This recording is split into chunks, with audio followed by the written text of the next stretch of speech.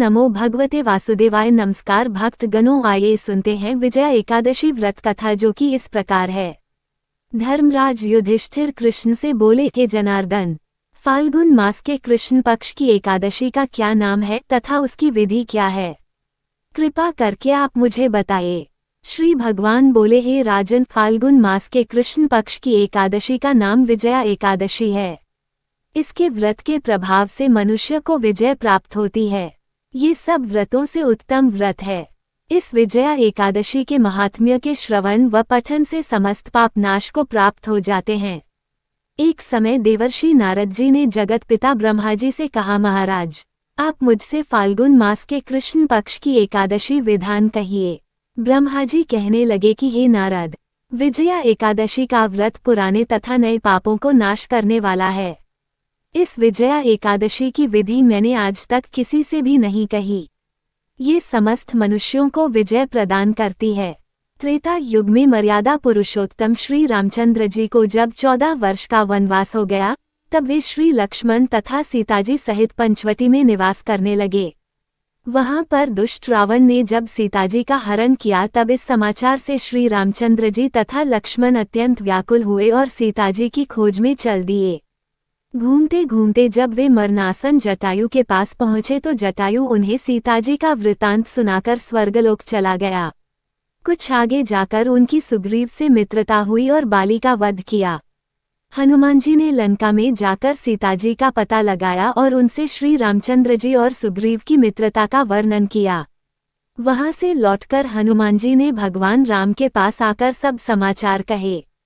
श्री रामचंद्र जी ने वानर सेना सहित सुग्रीव की संपत्ति से लंका को प्रस्थान किया। जब श्री रामचंद्र जी समुद्र से किनारे पहुंचे, तब उन्होंने मगरमच्छ आदि से युक्त उस अगाध समुद्र को देखकर लक्ष्मण जी से कहा कि इस समुद्र को हम किस प्रकार से पार करेंगे? श्री लक्ष्मण ने कहा, हे पुराण पुरुषोत्तम, आप आदि पुरुष हैं, सब कुछ जानते हैं। यहाँ से आधा योजन दूर पर कुमारी द्वीप में वक्दलभ्य नाम के मुनि रहते हैं। उन्होंने अनेक ब्रह्मा देखे हैं, आप उनके पास जाकर इसका उपाय पूछिए। लक्ष्मण जी के इस प्रकार के वचन सुनकर श्री रामचंद्र जी वक्दलभ्य ऋषि के पास गए और उनको प्रणाम करके बैठ गए।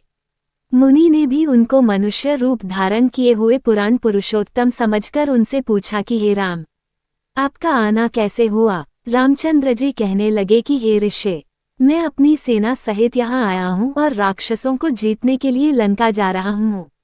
आप कृपा करके समुद्र पार करने का कोई उपाय बतलाइए। मैं इसी कारण आपके पास आया हूँ। वक्दलभ्य ऋषि बोले कि हे राम, फाल्गुन मास के कृष्ण पक्ष की एकादशी का उत्तम व्रत करने से निश्चय ही आपकी विजय होगी, साथ ही आप समुद्र भी अवश्य पार कर लेंगे। इस व्रत की विधि यह है कि दशमी के दिन स्वर्ण, चांदी, तांबा या मिट्टी का एक घड़ा बनाएं। उस घड़े को जल से भरकर तथा 5 पल्लव रख वेदिका पर स्थापित करें। उस घड़े के नीचे सतंजा और ऊपर जौ रखें। उस पर श्रीनारायण भगवान की स्वर्ण की मूर्ति स्थापित करें। एकादशी के दिन स्नानादि से निवृत्त होकर धूप, दीप, नैवेद्य, नारियल आदि से भगवान की पूजा करें। तत्पश्चात घड़े के सामने बैठकर दिन व्यतीत करें और रात्रि को भी उसी प्रकार बैठे रहकर जागरण करें।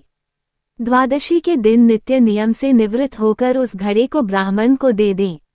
हे राम, यदि तुम भी इस व्रत को सेनापतियों सहित करोगे तो तुम्हारी विजय अवश्य होगी। श्री रामचंद्र जी ने ऋषि के कथनानुसार इस व्रत को किया और इसके प्रभाव से दैत्यों पर विजय पाई। अतः हे राजन, जो कोई मनुष्य विधिपूर्वक इस व्रत को करेगा, दोनों लोकों में उसकी अवश्य विजय होगी।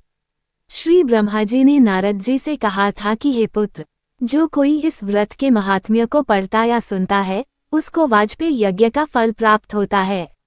ओम नमो भगवते वासुदेवाय।